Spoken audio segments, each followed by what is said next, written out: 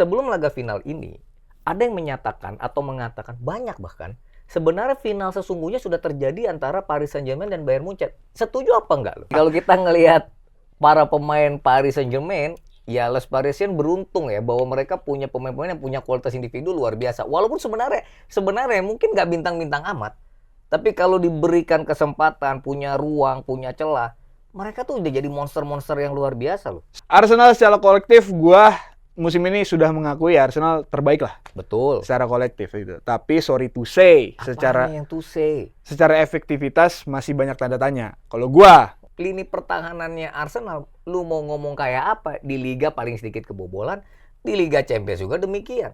Belum terkalahkan dalam 14 pertandingan, Dev. karena ketemunya dengan tim-tim belum, nggak ketemu Real Madrid, nggak ketemu Munchen. Iya, tapi dia ketemu Inter, Dev.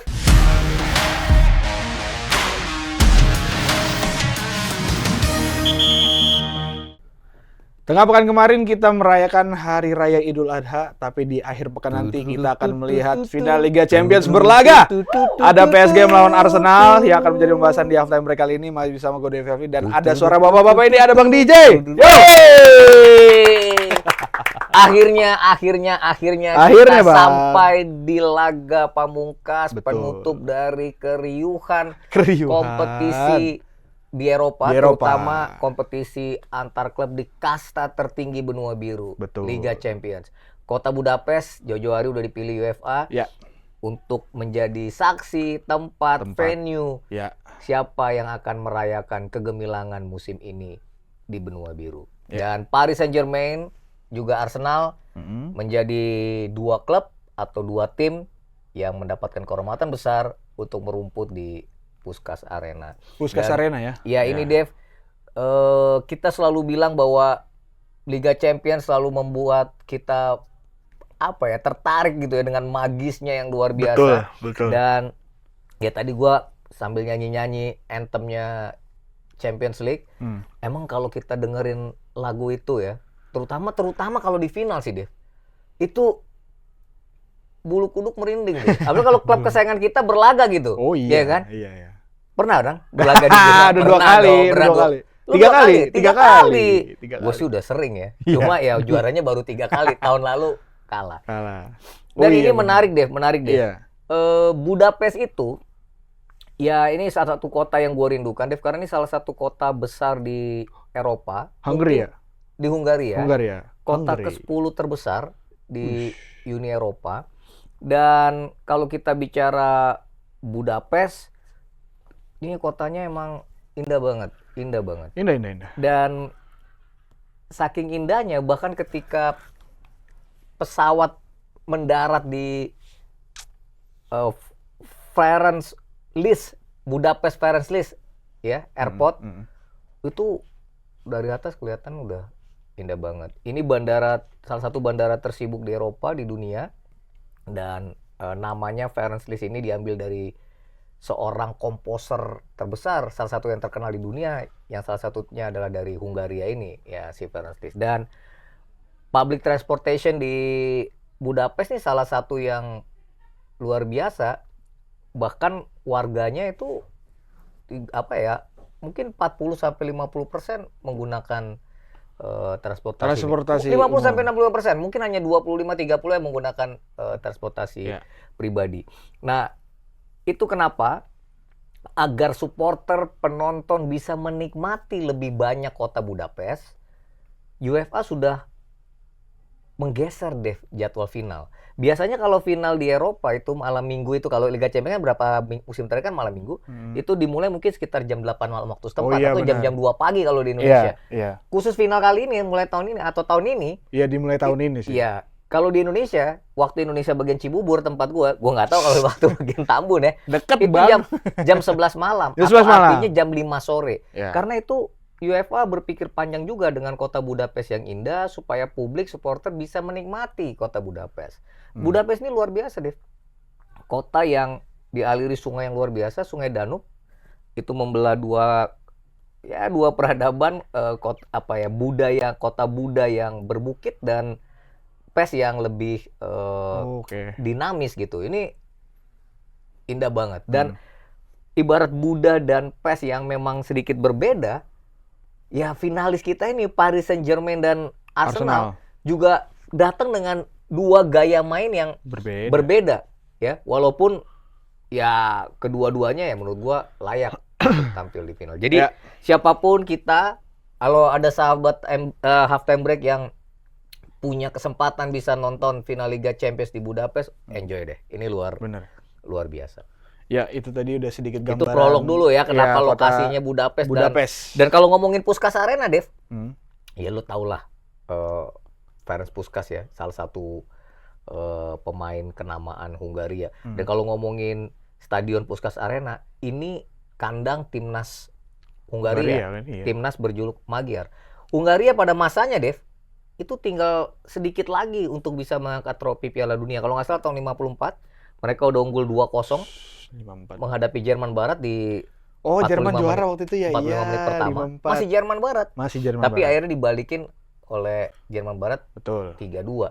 Padahal sebenarnya Hungaria lebih unggulkan karena mereka adalah juara Olimpiade tuh, Dev. Dan Hungaria punya banyak pemain yang luar biasa. Dan di Stadion Puskás Arena ini terakhir ada final Europa League tahun 2023 kalau nggak salah. Iya, belum lama gue juga denger. AS Roma lawan Sevilla yang dimenangkan oleh Sevilla lewat adu penalti. Selain pernah juga Super Cup final tahun 2020 ya, Bayern Munchen ketemu Sevilla juga di situ. Bayern Munchen, gue lupa Sevilla yang menang atau Bayern Munchen yang menang, tapi di Puskás Arena.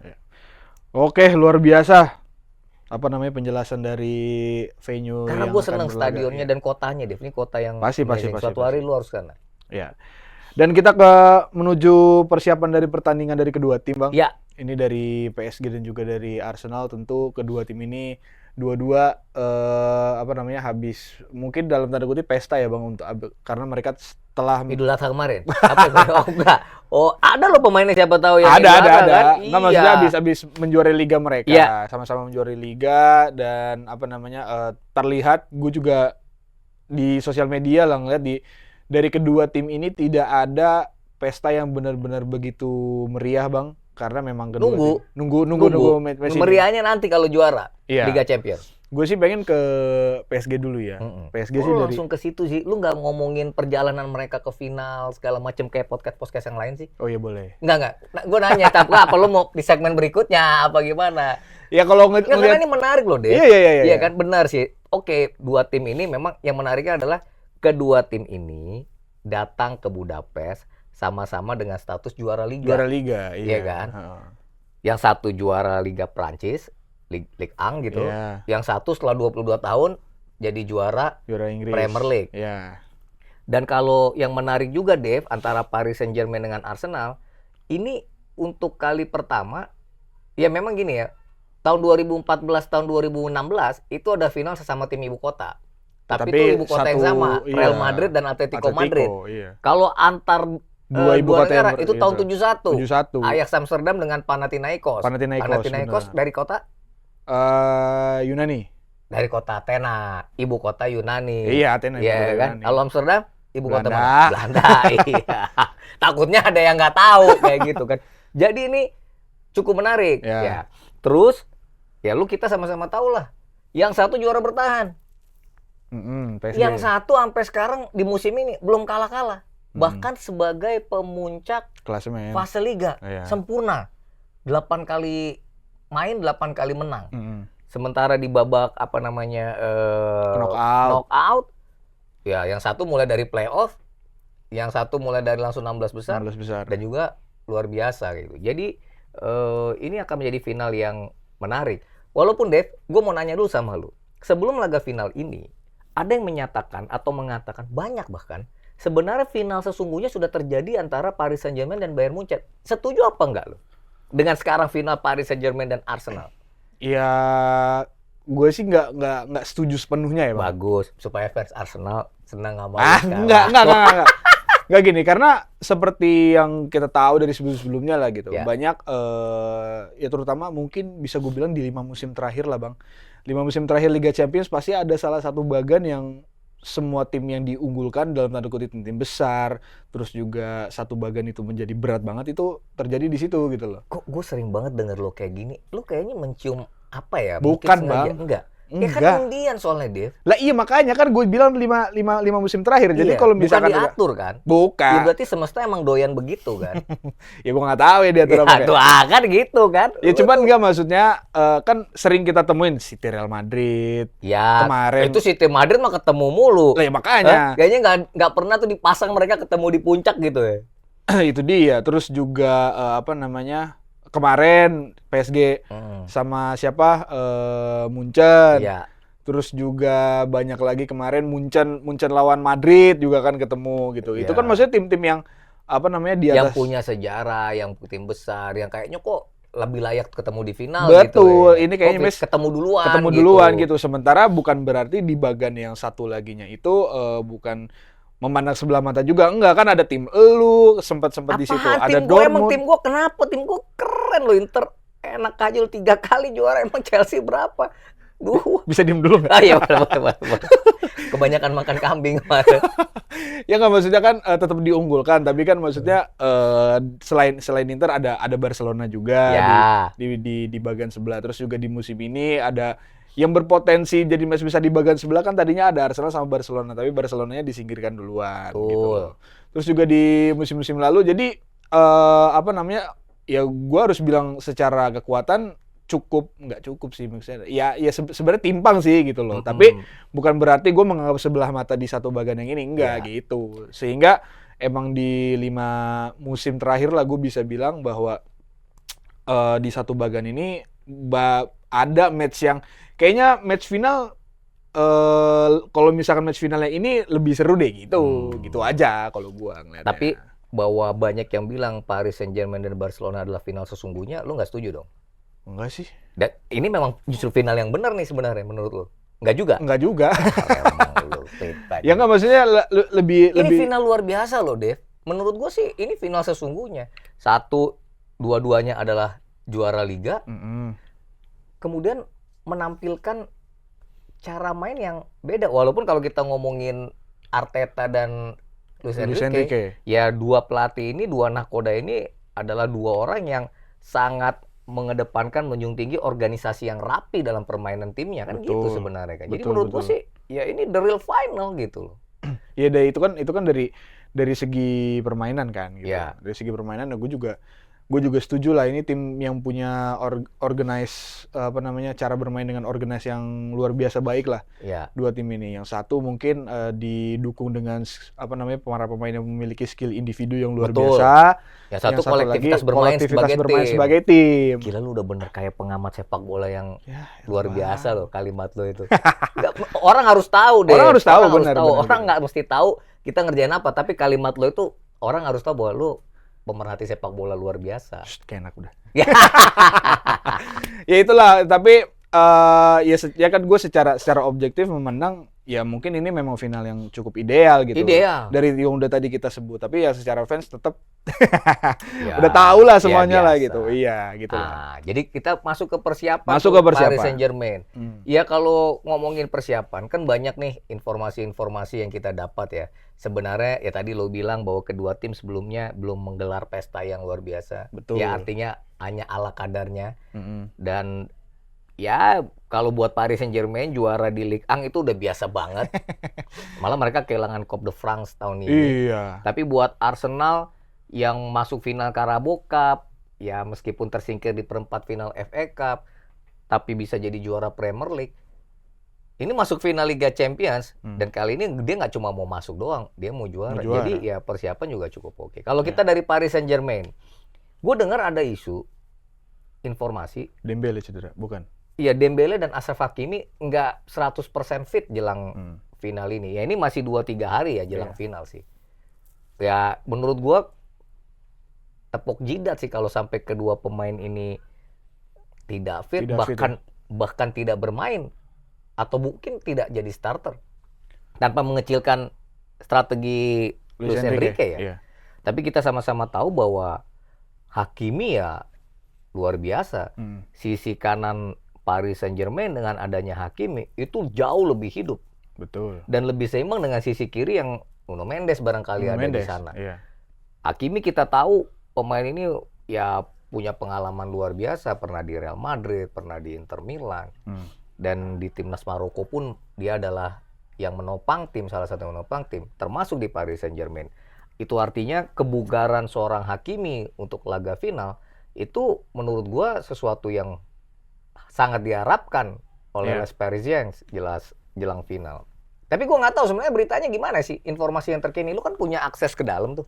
Maksudnya ke dalam redaksi atau ya sebenarnya so far jujur aja gue juga belum nemuin info pastinya bang, karena ya tadi itu dia, ini kan masih kita kan taping di hari Kamis ya, sementara match kan masih hari Sabtu gitu. Jadi gua rasa pun belum ada informasi fixnya. Terus juga, dan kalau gua nggak salah biasanya match-match seperti ini baru akan diselenggarakan pre-match interview untuk atau pre-match press conference untuk pelatih itu di Kamis sore waktu Indonesia gitu. Jadi kita kecepatan dong nih ngobrolnya. Kecepatan. Iya, habis jadwal kita susah sih. Enggak, maksudnya untuk ketersediaan pemain, gue sih masih menganggap PSG akan turun full tim lah. Full tim. Nah, kalau full tim tuh kayak apa yang lu bilang full tim? Ya full tim, maksudnya kiper kan kalau belakangan di Savonov. Iya kan, karena Chevalier cedera udah confirm semusim lah gitu. Savonov akan bermain, di depannya ada siapa nih? Pacho sama Marquinhos gitu kan. William Pacho kan kalau gue nggak salah dapat penghargaan back terbaik apa gitu kan kemarin. Dan dia salah satu pemain yang punya menit bermain terbanyak ya di musim ini.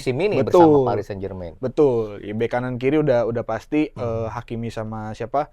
Nuno Mendes lah gitu. Walaupun agak sedikit concern juga bang sebenarnya gue melihat ini belakang PSG nih. Hakimi nih di beberapa musim terakhir tipikalnya sangat-sangat attacking bang. Ya. Sehingga kalau diperhatikan belakangan ya salah satu mungkin gue nggak bilang titik lemah ya, cuman celah yang dimiliki oleh PSG itu ya dari titiknya Hakimi itu, karena sering karena dia udah attacking banget maju ke depan, jadi space yang di situ dia tinggalkan lah gitu. Sementara kan para pemain tengah yang kita tahu João Neves, Vitinha, atau mungkin nanti biasanya Fabian Ruiz di musim ini sering dirotasi nih, entah Zaire Emery yang dipasang, entah nggak selamanya Fabian Ruiz main dari menit awal. Betul. Jadi biar kalau misalkan yang dipasang João Neves kan otomatis dia nge-cover area space yang ditinggal sama Hakimi. Nah, tinggal bagaimana Vitinha sama satu gelandang lagi, let's say Fabian Ruiz lah. Tinggal dia, kalau misalkan itu yang dipasang, udah depannya Kvaratskhelia, Dembele sama Doué. Wah, gue sih ngeliat, wah serem. Ya, itu tadi kalau kita ngelihat para pemain Paris Saint-Germain, ya Les Parisiens beruntung ya bahwa mereka punya pemain-pemain yang punya kualitas individu luar biasa. Walaupun sebenarnya mungkin nggak bintang-bintang amat, tapi kalau diberikan kesempatan, punya ruang, punya celah, mereka tuh udah jadi monster-monster yang luar biasa loh. Secara bintang memang ya lebih bintang Mbappe sama Vinicius memang, dan Lamine Yamal. Tapi secara skill individu gua rasa ya pemain-pemain depan ini nggak kalah sama mereka gitu. Dan mereka tuh punya walaupun kualitas individu tapi kualitas timnya juga oke. Jalan. Bagaimana Kvaratskhelia berlari, Dembele udah cari posisi yang tinggal ini kayaknya. Ini yang menarik bang. Kenapa tadi gue bilang Hakimi itu karakter menjadi attacking banget gitu. Biasanya yang ngatur tempo di tengah tuh Vitinha. Dan emang Vitinha kok. Benar. Cuma ketika bola di Hakimi itu bisa jadi geser dengan gaya mainnya Hakimi. Itu dia bang. Jadi maksud gua ketika Hakimi masuk ke menyerang, masuk ke pertahanan Arsenal nantilah gitu. Vitinha tuh nyari pemain yang bisa dioper. Salah satu yang bisa dioper itu biasanya si Hakimi ini. Ketika udah dioper, para pemain lain ya sisanya Kvaratskhelia, terus Dembele, Doué, biasanya sih winger ya Kvaratskhelia atau Doué itu ngebuka ruang lawan, sehingga entah Kvaratskhelia atau si Hakimi yang dari sebelah kanan itu udah tinggal ngasih umpan-umpan ke tengah yang kita tahu akan menjadi gol-gol spektakuler dari PSG gitu lah biasanya. Gitu. Itulah makanya tadi yang lu bilang kolektivitas tim yang buat gua dengan 2 musim berturut-turut bermain bagus seperti ini seakan-akan, dan ya terlihat seakan-akan kayak udah autopilot aja ini pemain yang starting utama ini gitu sih bang. Itu yang gue ngeri dari PSG, kolektivitas tim plus skill individu yang luar biasa dari PSG sih. Gitu. Ya memang Paris Saint-Germain banyak dibilang sedikit diunggulkan Dave karena status dia juga sebagai juara bertahan dan gaya mainnya yang overall meledak. Kalau bahwa mereka lolos dari fase liga hanya dengan jalur playoff, ya itu juga sebenarnya sesuatu yang menarik ya. Iya. Mereka kan kalah hanya 2 kali sebenarnya di liga. Di fase liga ya, sama Sporting satu, yang satu lagi gue lupa sama Bayern Munchen ya, di kandang sendiri. Iya. Tapi bisa menang 7-2 di kandang Bayer Leverkusen. Iya kan? Bahkan ketika melaju ke final, gue paling bingung ya, skor 8-2 itu emang identik ya? Agregat 8-2 ya? Lawan mana itu ya? Lawan Liverpool, enggak, lawan Chelsea. Lawan Chelsea ya? Chelsea. Kok bisa sih? Lo seneng kayak Barcelona sama Munchen gitu 8-2. Ya artinya, dan kita tahu, data statistik menyatakan mereka tim yang punya gol paling banyak. Daya serang, daya gedor yang luar biasa. Paling tinggi deh. Ngeri nggak sih? Ngeri. Ya itu dia. Nah, dan Luis Enrique yang lo sering bilang, Luis Enrique ini selalu punya taktik, punya gaya, punya cara. Iya kan? Semifinal pertama di Munchen. Parc des Princes. 5-4, dia main nyerang, nggak ada yang bertahan kan. Tapi ketika dia dapat gol cepat di Allianz Arena, langsung mengubah pertandingan menjadi lebih lambat, bertahan, mencari celah. Walaupun akhirnya skornya 1-1. Nah, gua nggak ngerti nih nanti di final menghadapi Arsenal. Yang pernah gue mention di sini kan taktik dari Enrique ini 2, yang satu yang kick off khas PSG yang kita tahu lah. Ya. Itu satu. Yang kedua, kayak dibuang out atau kejauh kemana gitu. Itu buat apa namanya menumbuhkan pressing ke lawan ya. Nih buat yang belum tahu nih. Iya. Sama satu lagi ya, kalau PSG ngoper bola ke kiper atau kiper dapat bola dari serangan, biasanya langsung ngebuang ke salah satu sisi pertahanan lawan, Bang. Iya. Kalau konteksnya lawan Bayern Munchen kemarin, ke sisi kanannya Bayern Munchen. Iya. Nah, itu untuk memberikan tekanan agar pemain PSG lebih banyak di sisi kanan, agar Michael Olise terisolasi lah di situlah. Nah, nanti di Arsenal justru gue menunggu lagi apa nih taktik yang seperti ini yang akan ditampilkan oleh Luis Enrique sih. Iya. Gitu. Dan gue harap ya tentu akan bisa mempersulit Arsenal biar match-nya lebih seru. Mempersulit Arsenal yang sulit ngelawan Paris Saint-Germain.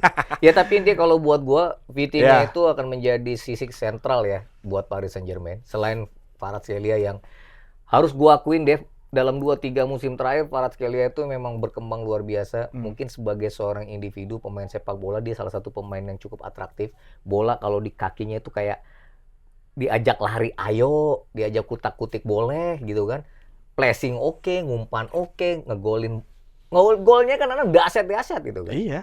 Ya itu Paris Saint-Germain.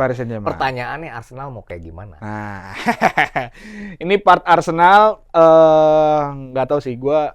Kalau gue bilang ini ya nanti terserah fans yang nonton lah gitu, yang menilai lah. Cuman Arsenal luar biasa loh. Gini Bang, Arsenal secara kolektif musim ini sudah mengakui Arsenal terbaik lah. Betul. Secara kolektif itu. Tapi sorry to say, secara efektivitas masih banyak tanda tanya. Kalau gua, karena gua rasa fans Arsenal yang bener pun mungkin akan mengakui ya bahwa beberapa match terakhir, terutama yang sempat, apalagi yang waktu itu sempat kalah di Liga beberapa kali juga, bukan kalah lah, nggak menang lah di Liga beberapa kali itu, mereka sulit untuk mencetak gol karena ya nggak tahu, gue sih menilainya efektivitas mereka ya cukup menurun aja gitu. Karena belum kembali lagi lawan Burnley dari corner, lawan West Ham susah payah. Ya tapi kan bikin gol yang penting, Dev. Nemu caranya. Oke. Ada tim yang berapa pertandingan nggak bikin gol, ada Dev. Jangan bawa ke konteks lain. Iya, konteksnya lawan PSG. Iya. Lu kebobolan 3 gol lawan PSG dengan efektivitas yang lu punya dari match terakhir oleh Arsenal. Gua pribadi, ya sorry itu saya agak sedikit, bukan gak yakin, mempertanyakan bisa nggak Arsenal meningkatkan efektivitas mereka di laga melawan PSG nanti gitu. Bisa. Kalau kita ngomongin bisa, ya lu lihat dong skuadnya. Kalau menurut gue, ya Arsenal punya nilai positif di sisi David Raya. Betul. Itu penjaga gawang yang menurut gua hari ini adalah salah satu penjaga gawang terbaik di dunia. Menurut gua ya. Setuju, gua juga mengakui. Menjadi benteng terakhir Arsenal yang paling kokoh. Betul. Masuk ke tengah, masuk ke belakang, ya memang kita mesti lihat ya, lini pertahanannya Arsenal, lu mau ngomong kayak apa, di Liga paling sedikit kebobolan, di Liga Champions juga demikian. Belum terkalahkan dalam 14 pertandingan, Dev. Karena ketemunya dengan tim-tim belum, nggak ketemu Real Madrid, nggak ketemu Munchen. Iya, tapi dia ketemu Inter, Dev. Di mana? Di fase Liga menang 3-0. Di knockout. Ya kalau di knockout lah, itu kan Barcelona kan? Undur diri. Ya itu kan? Dia makanya Bang, gue makanya gue bukannya nggak yakin, tapi gue cukup mempertanyakan efektivitasnya dia gitu loh. Karena lu belum ketemu tim-tim yang bisa cetak, yang punya efektivitas tinggi, yang bisa cetak gol, mungkin bisa cetak gol dengan bisa cetak 3 gol tanpa perlu susah payah gitu. Tim-tim seperti itu kan nggak ditemuin oleh Arsenal. Iya, tapi lu coba lu state deh, lini pertahanan Arsenal siapa sih pemainnya?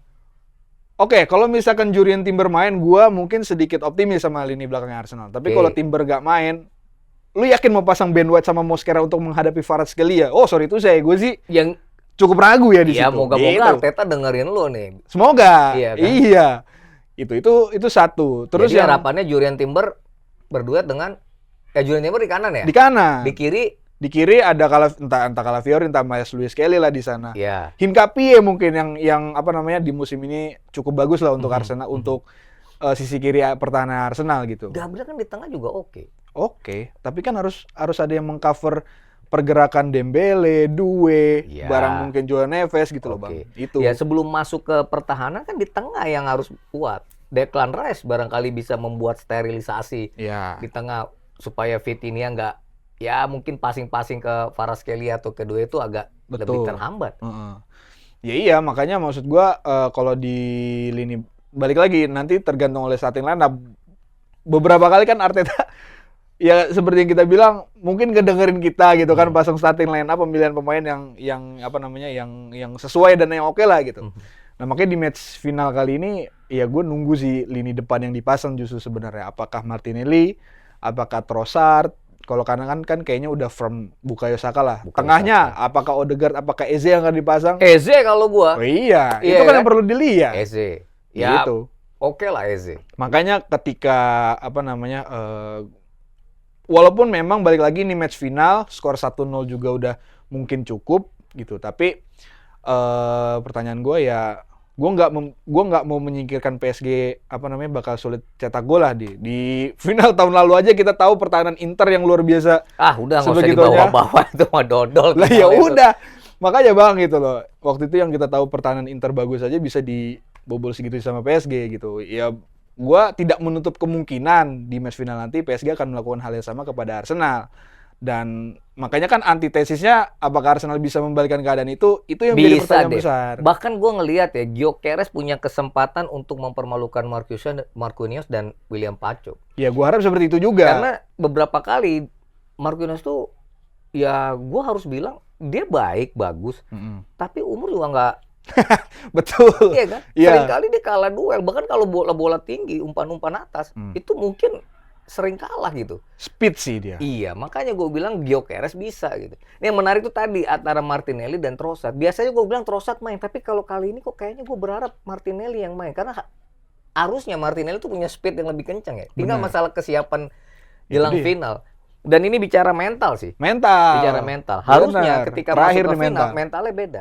Yang beda itu memang Paris Saint-Germain. Apalagi mereka udah pernah juara musim lalu sehingga mental mereka lebih siap lah sebenarnya. Lebih gue juara gitu. Sementara Arsenal nih ya gimana gue mau ngomongnya? Iya, sebenarnya kalau mau bilang kejutannya justru harus ada di Arsenalnya gitu loh. Arsenal yang harus memiliki kendali penuh di final ini justru Bang. Karena yang tadi udah lu bilang PSG gue datang sebagai juara gitu loh. Dan dia menganggap diri mereka di atas lapangan mungkin sebagai juara bertahan, back to back final. Dan harusnya Arsenal yang bisa memberi kejutan atau perlawanan yang tidak bisa ditebak oleh PSG. Harusnya kan gitu. Iya. Dan salah satu yang bisa membuat motivasi berlipat ganda buat Arsenal adalah ini final kedua mereka dan mereka ingin juara untuk kali pertama. Betul. Di benua biru ya. Iya. Dan ini yang mungkin menjadi dorongan doa seluruh The Gunners ya. The Gunners aja. Kan? Bagi klub meriam London supaya mereka bisa tampil sempurna, tampil luar biasa, tampil dahsyat untuk bisa mewujudkan mimpi itu. Betul. Dan Arsenal ini, Dev, kalau gue bicara statistik, mereka sedang berupaya untuk menjadi klub ke-7 di Eropa yang bisa menjadi juara Liga Champions di percobaan kedua final Liga Champions. Yang pertama tuh AC Milan. AC Milan tuh sempat kalah di final menghadapi Real Madrid, final edisi 3 atau 4. Iya. Kemudian dia juara mengalahkan Benfica. Tim kedua Ajax Amsterdam. Ajax Amsterdam sebelumnya pernah kalah sama Benfica apa kalau nggak salah di final, baru menang di final kedua ketika menghadapi Panathinaikos. Itu awal dari Ajax bisa 3 kali beruntun jadi juara. Lalu Marseille, Prancis, itu tim ketiga kalau nggak salah, ya sempat kalah dari Red Star, kemudian juara mengalahkan AC Milan. Iya, Red Star Belgrade. Iya. Keempat itu tim lu, Chelsea 2012. Iya kan? Setelah 2008 kalah adu Benar. penalti di Rusia ya, di Moskow ya, menghadapi Manchester United, baru juara menghadapi Manchester City di Munchen dong. Munchen menghadapi 2012. Munchen ya, adu penalti juga Adu penalti juga. di Allianz Arena. Betul. Ya. Dan setelah Chelsea ya City iya benar. City 2021 dan akhirnya 2023. kalah Chelsea, kemudian menang lawan Inter, dan terakhir Paris Saint-Germain. Ya, gua nggak ngerti apakah ini akan menjadi Oh iya, tim ke-7 ya. tim ke-7, ya kan? Gue nggak ngerti, karena kalau ngomongin laga final di kandang timnas Magyar itu suku-sukunya tuh kurang lebih jumlahnya 7. Nah, jadi cocok loginya gue nggak tahu apa ke situ. Tapi yang bikin bete juga buat fans Arsenal adalah ingatan final tahun 2006. Ya, enggak lah, Arsenal nggak bakal dapat kartu merah, tenang aja. Gue udah feeling. Iya, itu satu. Jangan sampai kartu merah ya David Raya ya. Nggak bakal dapat. Tapi antara Paris Saint-Germain dan Barcelona tuh warna bajunya, jersinya kurang lebih mirip-mirip, Bos. Sama.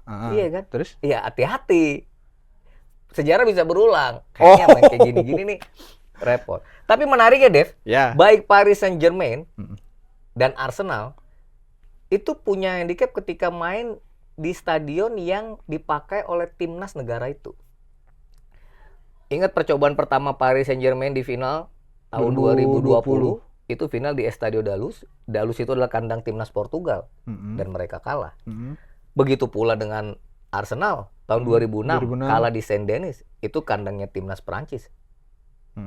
Dan dia kalah. Nah, gue nggak tahu siapa yang akan memutus aib itu, karena ini kandang timnas Hungaria ya. Ya, tapi yang jelas kalau gue boleh berdoa boleh gitu ya, memohon jangan sampai skornya cuma 1 gol lah, walaupun lo bilang 1-0 cukup untuk menjadi juara. Iya. Karena mainnya jam 11 malam nih, ya nggak apa-apa deh sampai jam 2 jam 3 ya kan. Kalau sampai adu penalti sekalipun yang penting ini akan menampilkan final yang layak, benar-benar layak sebagai sebuah final.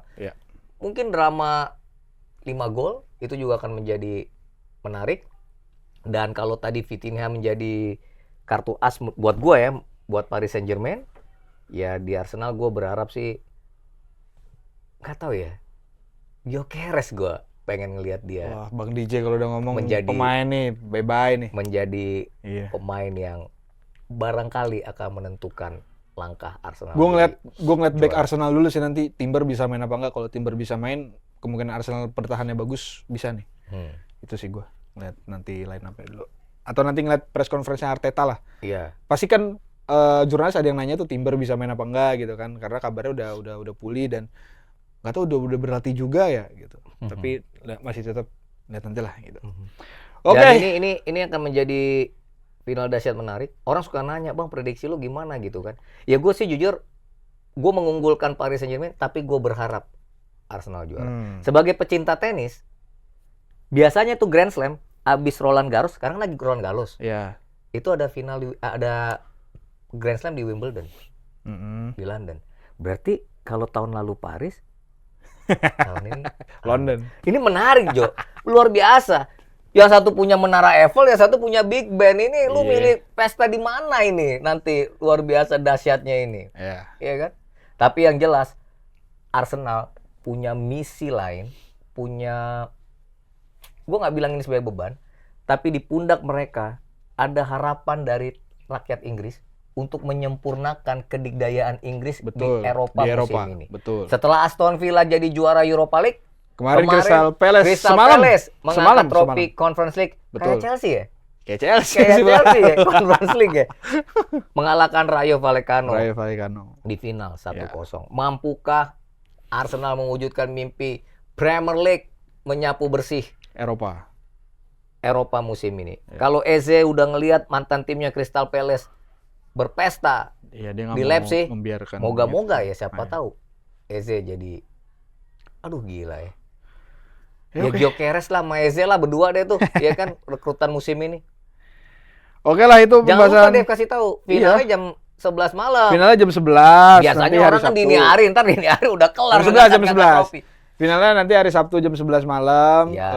Ya udah tadi dijelaskan di Puskas Arena plus segala macam. Terus juga kemarin Crystal Palace sudah juara. Penantian 120 tahun menunggu prestasi di Eropa ya. Ya. Gitu. Terus dan ini mungkin karena Senin libur ya, Bang? Senin libur. Libur apa tuh? Tanggal merah dong. Iya, ada cara apa? Ada apa ya? Hari lahirnya Pancasila. Pancasila loh. Iya. Ya enggak, maksud gue pengen poin mungkin setelah edisi ini nanti kita ke depannya akan udah mulai membahas tentang Piala Dunia gitu. Cek gaya banget. Iya dong. Karena kan setelah tanggal 30 ini selang nggak nyampe 2 minggu Piala Dunia udah mulai gitu. Tanggal 12 Juni ya kalau nggak salah. 12 Juni gitu, dan kita juga bakal mengawal Piala Dunia juga. Dan mau ngingetin juga ke Sobat Halftime Break buat yang mau mengikuti update tentang Piala Dunia bisa didapatkan di Harian Kompas atau di Kompas ID. Kemarin gue dengar timnas Italia mengumumkan skuadnya. Buat Buat apa? Buat apa? Diumumin. Gak main Piala Dunia. Ya udahlah, kita sekarang fokus ke Budapest. Betul. Bayangin orang-orang supporter datang ke sana sekarang lagi foto-foto di jembatan yang luar biasa itu, ya kan, atau di gedung parlemen Hungaria yang dahsyat itu. Kemarin sih atau main-main air di Sungai Danube.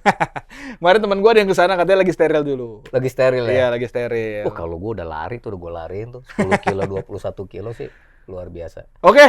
Jangan lupa apa? Ulasan sebelum jelang final Liga Champions, lu bisa lihat semua di Harian Kompas dan Kompas ID. Nah, karena kebetulan Kompas kan terbit tiap minggunya kan, terakhir Sabtu ya. Jadi habis laga final mungkin Minggu nggak ada, Senin libur juga nggak terbit. Nah, lu harus baca berita-berita itu di Harian Kompas. Harian Kompas di Kompas ID. Betul. ID. Oke, kalau gitu sampai sini dulu kita rasa, Bang DJ, karena kita mau makan siang dulu nih. Iya, makan pakai kambing. Masih ada? Ada. Jangan banyak-banyak. Oke, sampai sini dulu Sobat Halftime. Sampai jumpa di edisi Halftime selanjutnya. Bye-bye guys, thank you. Gue belum